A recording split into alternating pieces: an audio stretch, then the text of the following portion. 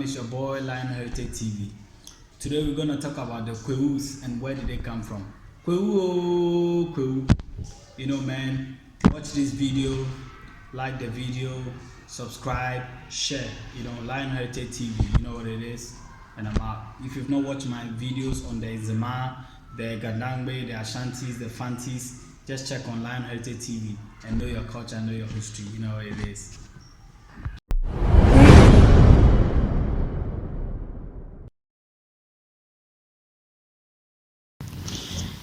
Kwahu, also called as Asasiaban natural forest, are people who live in the eastern region of modern-day Ghana. Closely in that region are the Achim, the Kwapim, the Adangbe Krobos. They migrated from the Asante land with the Wara people or Kuntanase, who are now in the Oti region of Ghana. The Kwahu people are Akans, who migrated from the Mali Empire. So if you have not watched my video, the video that I did on the Asantis and where they came from, you can kindly check it out and know more about the Akans and how they came into modern day Ghana. So the Kwahus were also part of the Akans who settled in the Bonoman kingdom and later became the Asanteman people. Now, Adanse, from where the Kwahus come from, are under Asanteman. So in Asanteman, there were a group called the Adanse. There were three groups, though. We'll be talking about it as we continue. Now, Kwahu, coined from Kwahu, it's a true word which means go and die. Due to the mountainous nature of the land and also from the oral history source which claims that the earlier tribes fought or defended themselves by rolling rocks on the attackers. So they roll the rocks on the people. So you dare to go there at your own risk.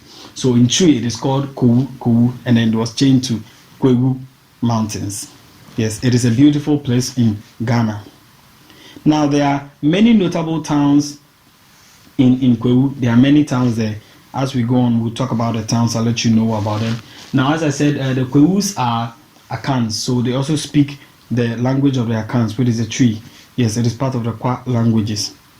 Okay, now they speak the three languages, and oral history has it that they migrated from the Adanse, which is under Asanteman, around 1700 AD and settled in the Kwahu Plains.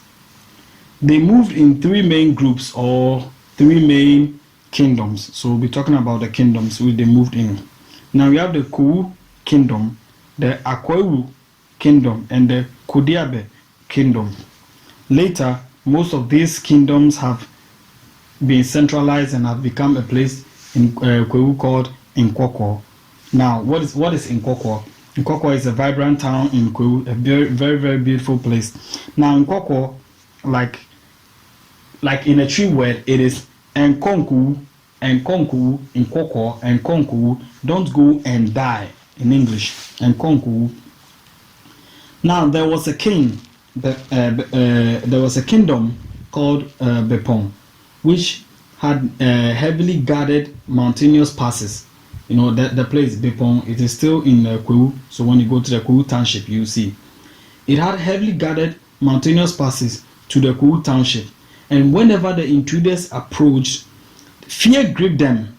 And the term was coined Kwahu. It means go and die, because of the mountains. When you want to attack the people, they'll held down the rocks on the people. So fear gripped the people. Yes, just imagine you are a warrior and you are going to battle and rocks are falling down on you. Oral history states that they left around the time of Intim Jakari. Now Intim Jakari, who was the then king of Dinchra from 1695 to 1669, who ruled them oppressively. Yes, so most of the people also left. And then before that, there were also some stripes and other things in the Asante kingdom, so others also left. Now, the royal seat of Kwahu is located at Abene, and they claim to be the first to settle on the land of Kwahu. However, the Bukrua claim to be the first royals of the land, because Bukrua had the name when the early settlers found a stone jar, and a stone in Twi is called a boba, and jar is called Kruwa. and then when you bring them together, so the place was called Ebukruwa. Ebukruwa. Later, which was called Bukruwa. Yes, Bukruwa. And Bukruwa is a township which is in Kwahu now. So when you visit Kwahu, you can go to Bukruwa and see the place for yourself. Now, as I told you that the people moved in three different kingdoms. So we are looking at the side of all the three kingdoms and how they moved to the place. Now, from Bukruwa, they extended their territory, and it became one of the largest places or the towns in Ghana. You know, many people claim that they were never defeated. The Kwahus were never defeated in wars because of the advantage that they had living on the mountainous areas. Now, there are many towns in Kwahu, like I told you. Many notable towns are there, like Abene, we have Abetifi, we have Pepiase, Atibe, Nkwetia, Obo, we have Bepon, we have Tafo, we have Akwasiho, we have Akwasiho, we have Obomen. It's a beautiful place.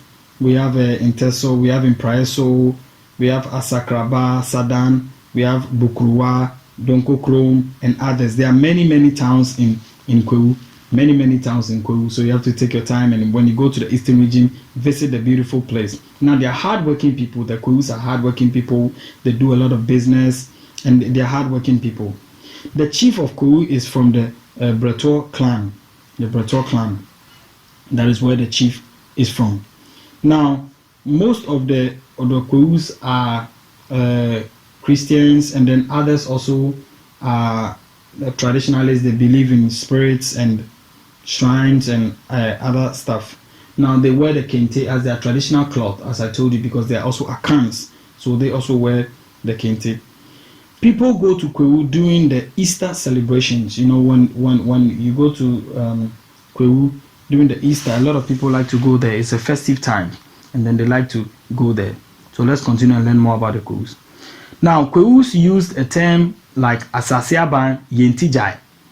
It means, Asasiaban means protectors of the land. Yentijai means we do not quit. Now, or Obo, child of the rock. Due to the wars and other difficulties, they broke out from the Asante land. The chief of Agonaman in Adanse had a nephew called Bedu and a younger brother called Akwesi. They founded the Achimstu land, and other notable princes. They fled. I told you that they fled. They led the land, the Asante land, after the Ntrahini captured Adanse. So I told you that earlier, in Team Jakari and was oppressing the people. So most of them led. So they moved in three different groups.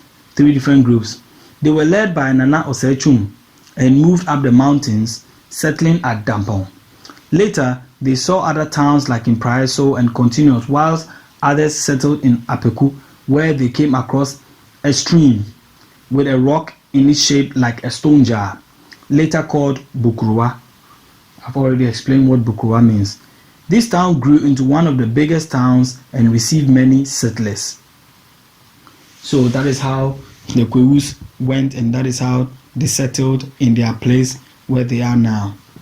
Now, notable places in Kwahu, when you go, you have to visit like Obomen, you have to visit Abetifi and all those places.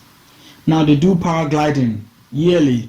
It has become like a festival in Kwahu now, paragliding.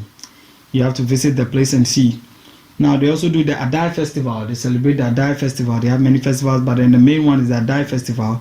And then they do paragliding. And during the Easter celebrations, it is one of the biggest organizations or one of the biggest meetings ever held in Ghana.